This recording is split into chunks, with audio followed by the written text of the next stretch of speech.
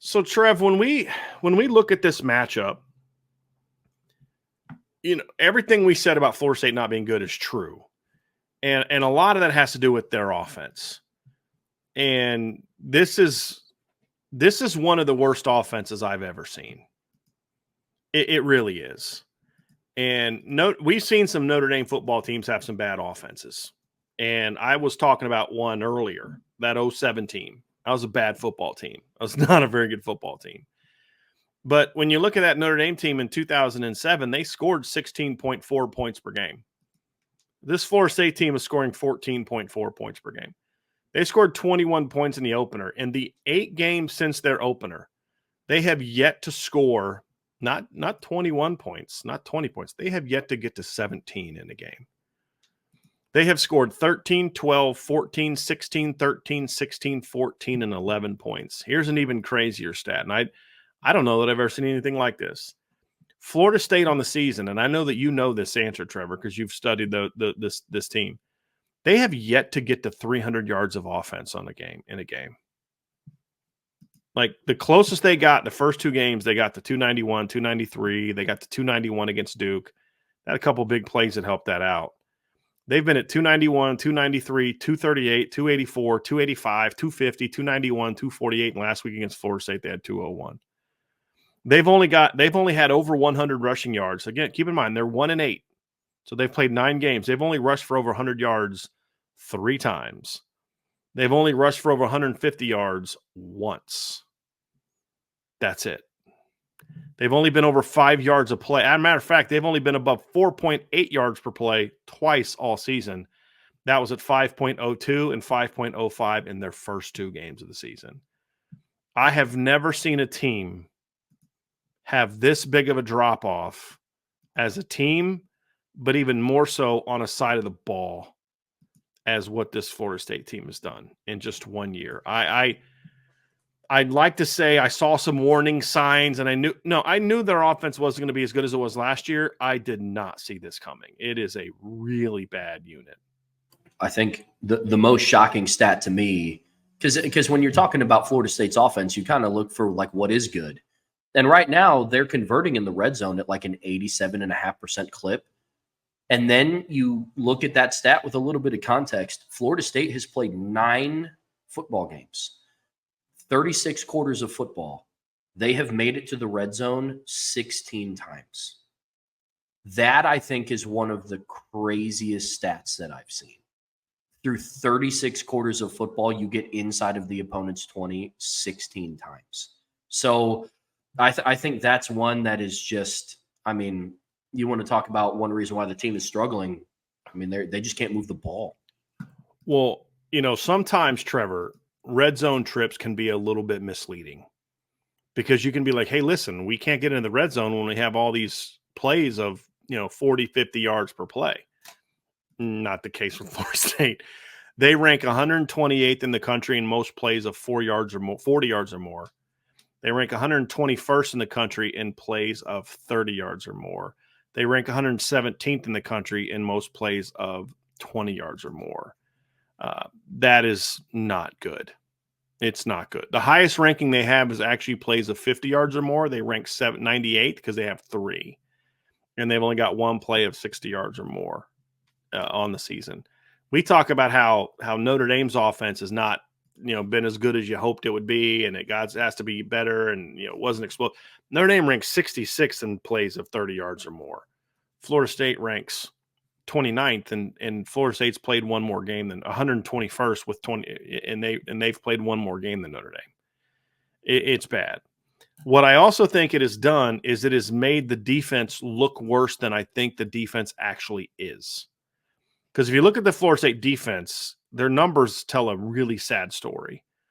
They have 20. They're giving up 27.3 points per game on the season, which is obviously not a good number. It really isn't, Trevor. It's let's be honest, it's a bad number, especially for a team that has the kind of talent that this Florida State team has on it on defense and still has on it to this day.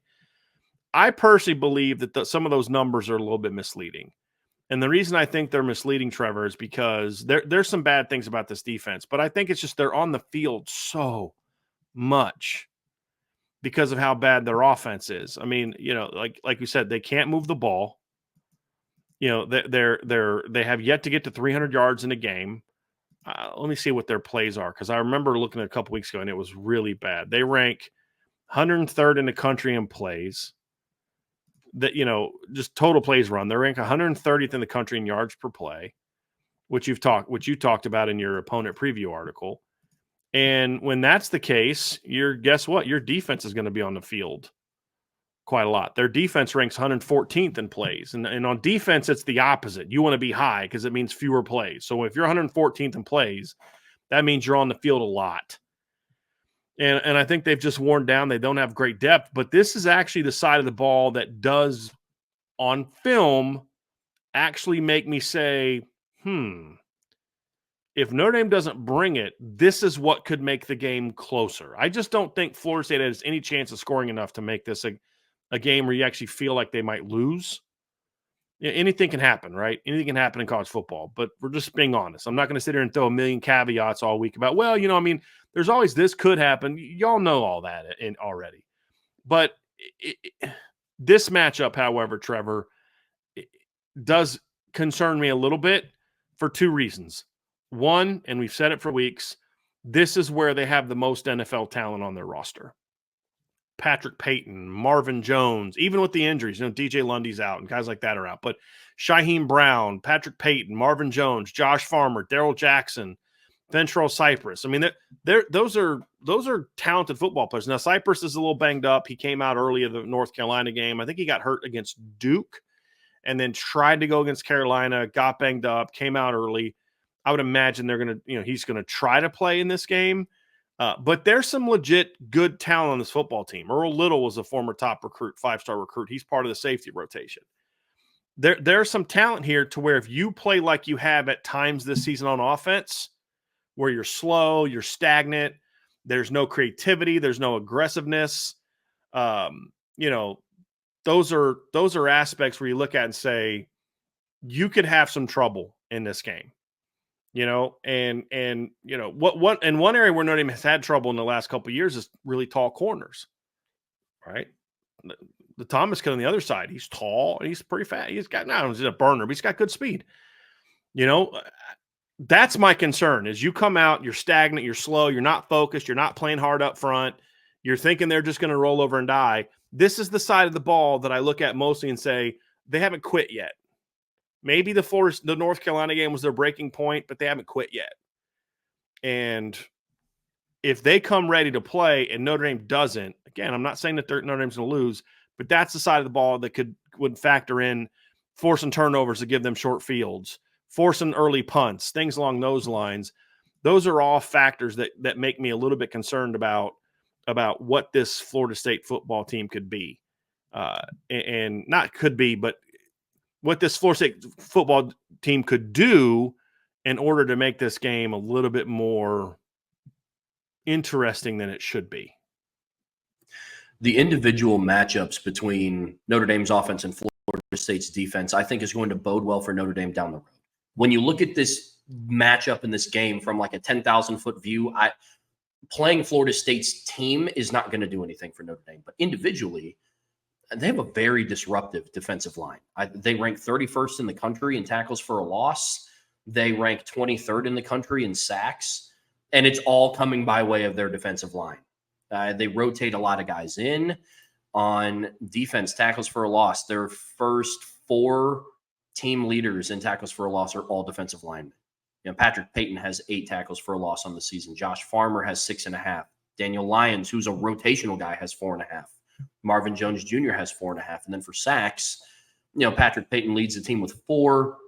Darrell Jackson's a D lineman. I mean, their 5 top sack leaders as a team are all on the defensive line. So there are matchups individually with this game that's going to bode well for experience for Notre Dame down the road, especially when you factor in their 2 defensive ends are very long, they're athletic, and Notre Dame has 2 young offensive tackles, right?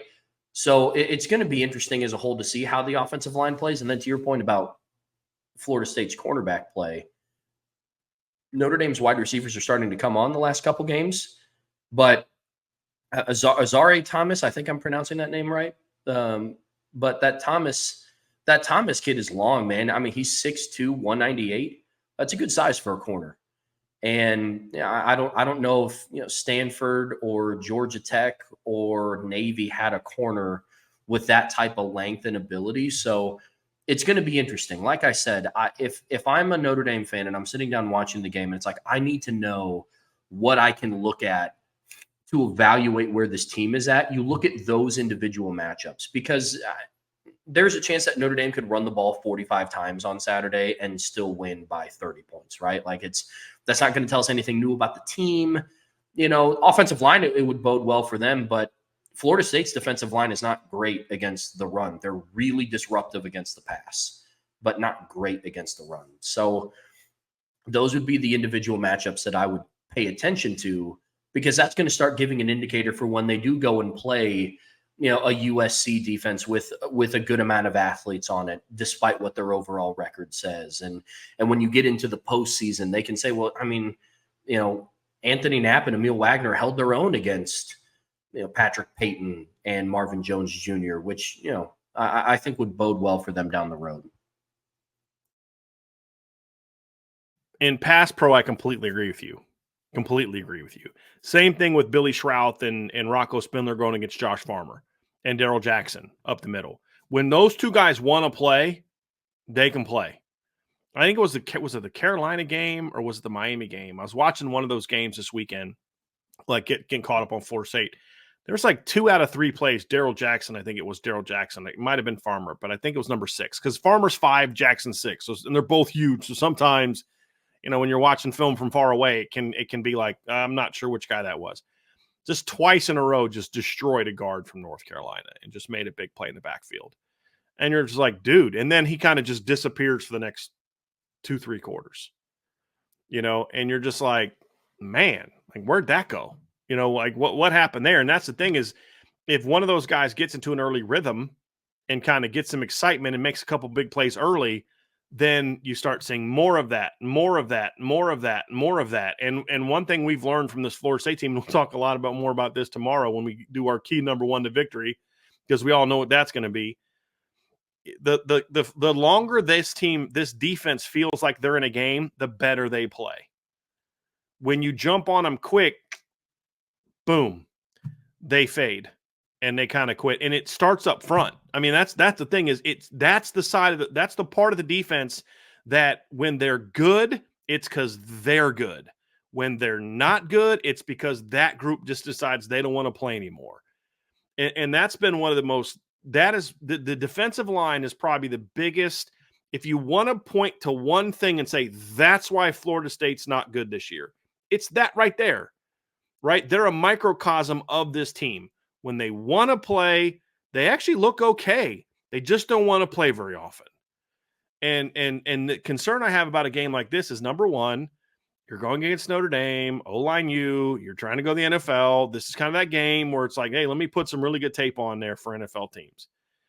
And you go out there and just have that big 3-sack game and just tear Notre Dame up, and you look like gangbusters in pass pro. Where I think this game could come down to is the more Anthony Knapp and Emil Wagner can pop these guys off the ball in the run game, the more they're going to kind of no-moss it in the pass game, in my opinion. And that's really, but again, that goes back to the earlier point, Trevor, is does Notre Dame understand that as players? I know Mike Denbrock understands that. I know Al Golden understands that. I know Joe Rudolph understands that. I know that Dylan McCullough understands that. I know that Al Washington understands that.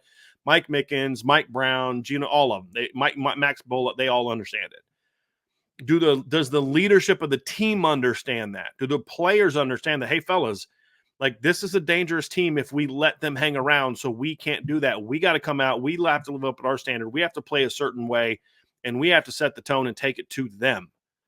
And not some of this, like I don't want to see, like we haven't seen this version of Marcus Freeman in a while. Let's methodically move the ball down the field on Miami of Ohio. Let's not do anything crazy against Northern Illinois, right? Remember that? We haven't seen that. This is the fake it, go for fakes on your own.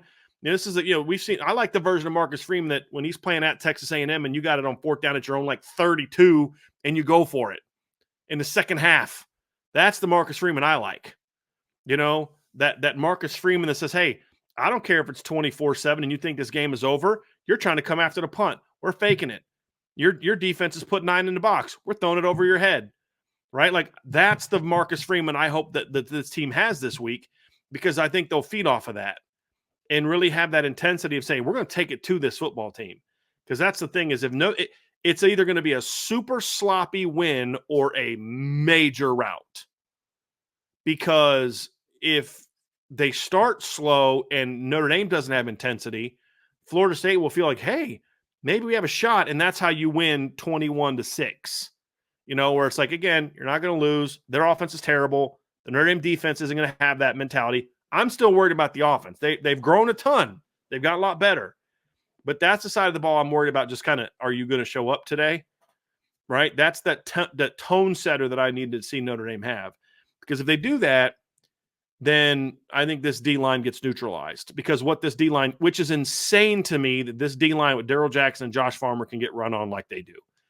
But to your point, Trevor, this is a defense that has allowed over 200 rushing yards in 4 of their last 5 games, and has allowed 5 of their 9 opponents to go for over 200 yards.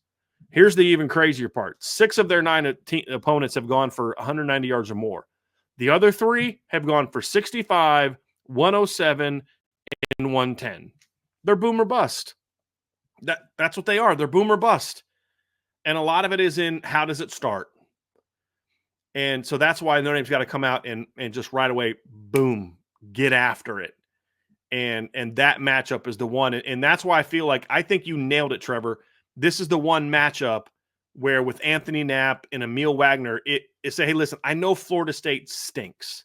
And I hate saying that. I'm not trying to talk trash about Florida State. I have a great deal of respect for Florida State, but guys, they're 1-8. They've scored over 20 points once all year. That's abysmal. Abysmal. As bad as Notre Dame was in 2017, by the time they got to game 9, they had scored over 20 points once. No, I'm sorry, 3, 4, 5, 6, 7, 8. They'd scored over 20 points or more twice. As bad as they were that season, even that team had scored over 20 points twice. This is abysmal. I'm sorry. It just is. And it sucks that it is, because I really wanted this to be a big game, but it is.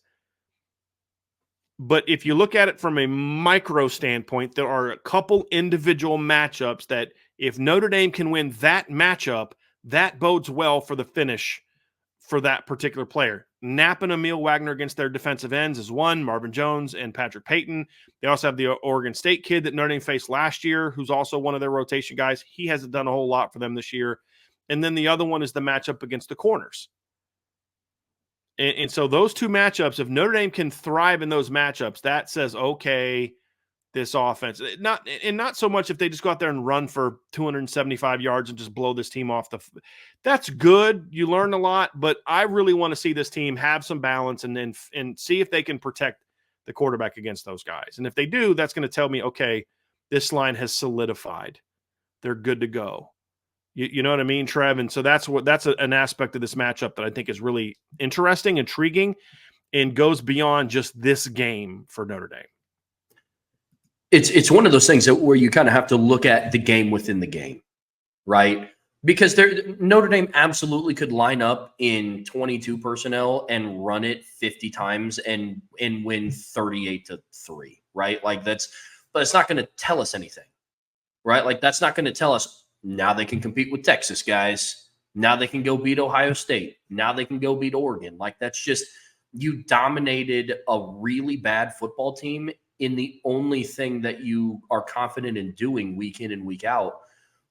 What I want to see, to your point, is really let the offense open up. Notre Dame has faced some bad pass defenses over this stretch, and they've taken advantage of it somewhat. Now, I'm not asking for Riley Leonard to go out and have 45 passing attempts on Saturday, right? But consistently, not even keep the foot on the gas, just run your offense. Run the offense that you ran the last 3 games. against Stanford, Georgia Tech, and Navy, right? So I'm excited to see what that's going to be. But again, one of the biggest evaluation tools for me is going to be seeing how these young tackles do against these defensive ends.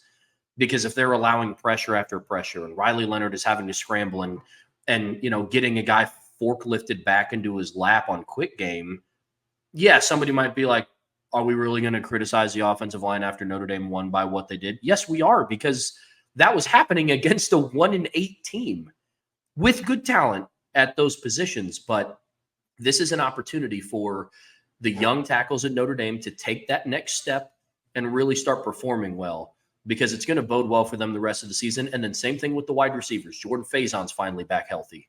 Bo Collins is right now their solidified number one. Jaden Greathouse is still waiting for his breakout game, right? Get him matched up on a safety, see what happens there. So there's a lot of things that I want to see out of them. So hopefully this is going to be the week where they take advantage of it, man. Going to be interesting. And I'm also looking to see, are there any potential breakouts that emerge down the stretch, right? We talked a lot earlier last week about, is Mitchell Evans finish well, right? Does Jaden Greathouse, Chris Mitchell, Jordan Faison, do one of those guys really step up and finish well? Does the offensive line build on what they did sort of the last game and a half, or at least especially this last game? Those are all things that you look at, Trev, and say, boy, I want to see that from this team. And there's enough talent, individual talent. Like Florida State's defense as a whole is not that good, but there's some individual matchups that are going to be intriguing to me, to say, okay, that makes me feel like this team is continuing to trend in the right direction. And they came out of this bye week rested and focused and ready to play Notre Dame football last 4 games. Regardless of what, because like you said, there's a scenario in which Notre Dame wins this game 40-7, where you're just like, good win, but let's go out and play better against Virginia. It's not that we're going to crush them for it, because a 40-7 win is a 47 win over Florida State. It's still a 47 win over Florida State. But it's like, it's a good win. They're pretty bad. And you did some things. You just kind of out-athleted them, and it's good. You shook some rust off, and, let's get better for Virginia. I'm good with it, but I'm not like, oh, my gosh, you beat Florida State 40-7. You know what I mean?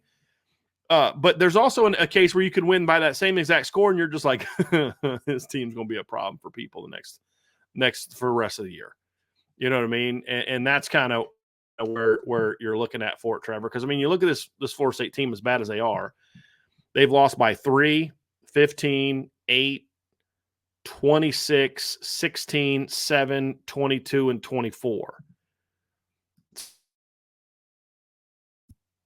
How long have I been muted?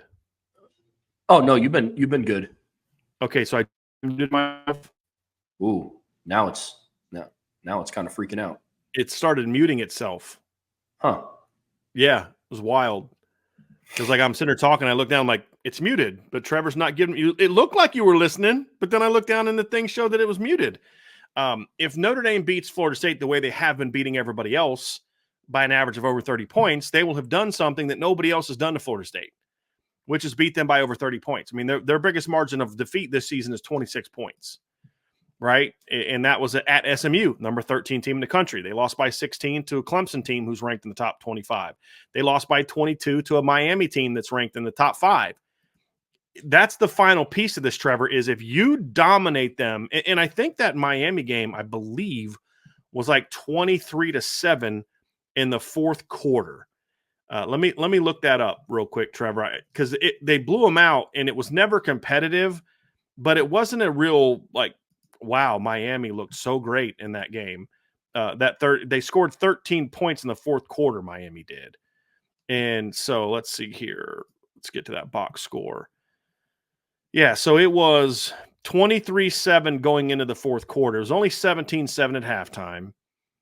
And then they scored a touchdown with 4 minutes left and another touchdown with 2 minutes left to really pile it on. And then Florida State got one back. So it was about a 20 to 22 point win in by margin, and also kind of how it played out. It was never a game Florida State was in, but it wasn't a game where Miami just dominated them the way that Notre Dame dominated Navy.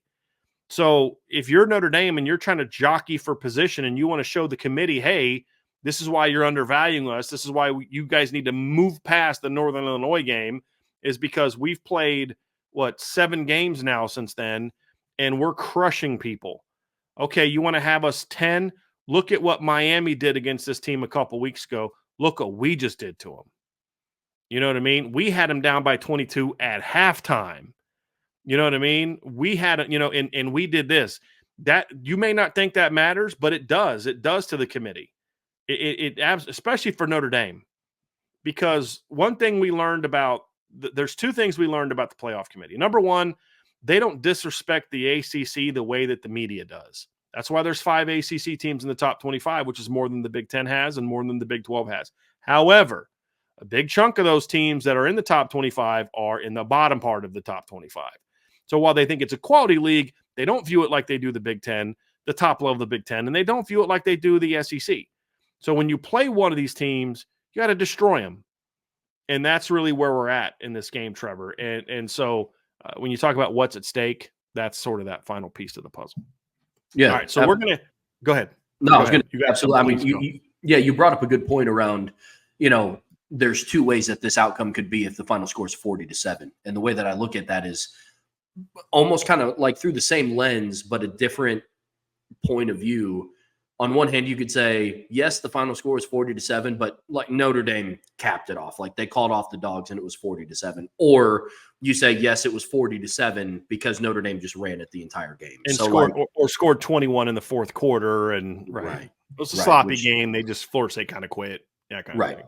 Right. Which I think is so fascinating about this game, because there's a lot of people that look at it macro view and they'll just look at the final score. And us here at Irish Breakdown, we're here to look in between the lines, baby. We're here to kind of dissect the game within the game, which is what I love that we do. So, Trev, we're going to get into here the recruiting section here in a second. But before we do, y'all know the drill. Hit that like, hit that subscribe, hit the notification bell, share this podcast, give us a 5-star review, and make sure you're checking out all of our free content at irishbreakdown.com. Trevor has a preview of the Notre Dame men's basketball front court and back court. They kick off their season tonight. You'll have a post-game breakdown of that game and a notebook tomorrow, so that'll be fun to see. And then moving forward after, so like today we just put like a couple of season preview articles up. Moving forward, we'll actually have game previews up every game of the teams that Notre Dame plays, but we wanted to kind of today sort of have it, instead of a game preview against a team that's not that great, we'll preview the entire Notre Dame team first, and then we'll do the game previews moving forward. So you definitely want to check that out, and you can find that at irishbreakdown.com. And, of course, if you want to be part of our premium community, which Trevor will put those articles up on that board as well, you can sign up for our premium community at boards.irishbreakdown.com.